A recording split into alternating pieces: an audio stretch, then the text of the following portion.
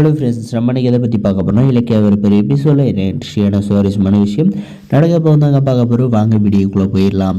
நம்ம இலக்கியம் நம்மளுடைய அத்தையை எப்படியாவது காப்பாற்றி கூப்பிட்டு போயிடணும் வீட்டுக்கு அப்படின்ற மாதிரி பரபரப்பாக போகிறாங்க. இந்த எஸ்எஸ்கே பின்னாடியே தோர்த்திக்கிட்டு போகிறாங்க. நம்மளுடைய ரேவதியோட மனசில் என்ன தோணும் தெரியுமா, அந்த நேரத்தில் நம்மளுடைய மகனோட மடியில் தான் உயிர் போகணும் அப்படின்ற மாதிரி ஆசைப்பட்டங்க. இப்போ நம்மளை ஏமாற்றிட்டு போனவன் கையாலே நமக்கு சாவு வாங்கி கொடுத்துருவாங்க போல இருக்கே இந்த இலக்கியம் அப்படின்ற மாதிரி தாங்க தோண போகுது. இதுக்கப்புறம் பார்த்திங்கன்னா நம்முடைய இலக்கியம் நம்ம ரேவதி காப்பாற்றினாங்கன்றதாங்க இருக்க போது மறக்காத நம்ம சேனலை சப்ஸ்கிரைப் பண்ணலாம். மறக்காத சப்ஸ்கிரைப் பண்ணி வச்சுக்கோங்க.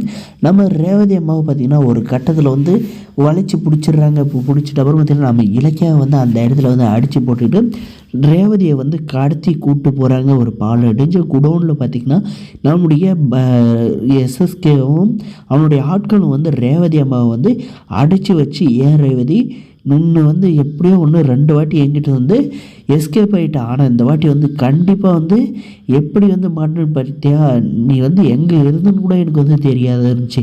ஆனால் அந்த இலக்கியம் என்னை மிரட்டி அந்த மாணிக்கத்தோட எடுத்து வாங்குறப்ப என்னுடைய கண்ட்ரோலில் தான் இருக்கா அப்படின்ற மாதிரி அவன் சொன்னதுமே அவன் பின்னாடி ஆளை விட்டு பார்த்தா தான் நீ அவர் சொன்னது உண்மை, அதனால தான் நீ மாட்டின அப்படின்ற மாதிரி பார்த்திங்கன்னா சொல்லி சந்தோஷப்படுறாங்க. அதுக்கப்புறம் பார்த்திங்கன்னா நம்முடைய எஸ்எஸ்கே என்ன கேட்குறான்னா, என்ன ரேவதி, இன்னையோட உனக்கு உயிர் அவ்வளோதான், உன்னுடைய ஆயிலே முடிய போகுது, மரியாதையாக சொல்கிறேன், நீ இந்த உலகத்தில் இருக்கிற வரைக்கும் எனக்கு ஆபத்து, நீ பெத்து போட்ட பையன் எங்கே இருக்கான், அவன் யார் என்னன்றது ஒழுங்காக சொல்லிவிடு, இல்லை கொண்டுடுவான் அப்படின்ற மாதிரி மிரட்டும். பார்த்திங்கன்னா நான் சொன்னாலையும் கொண்டுடுவேன், நான் சொன்னாலும் கண்டிப்பாக கொண்டுடுவேன், ஆனால் அந்த பையன் யாருன்னு நீ பைத்தியம் முடிச்சு ஊரெல்லாம் தேடணும் அப்படின்ற மாதிரி சொல்கிறாங்க. மரியாதையே இப்போ உண்மையை சொல்கிறியா இல்லையா ரேவதி அப்படின்ற மாதிரி கேட்டுட்டு இருக்கிறப்ப நம்ம இலக்கியா நம்முடைய கௌதமுக்கு கால் பண்ணி சொல்லிட்டாங்க, இந்த இடத்துல தான் நம்முடைய அத்தையை அடைச்சி வச்சுருக்காங்க அப்படின்ட்டு.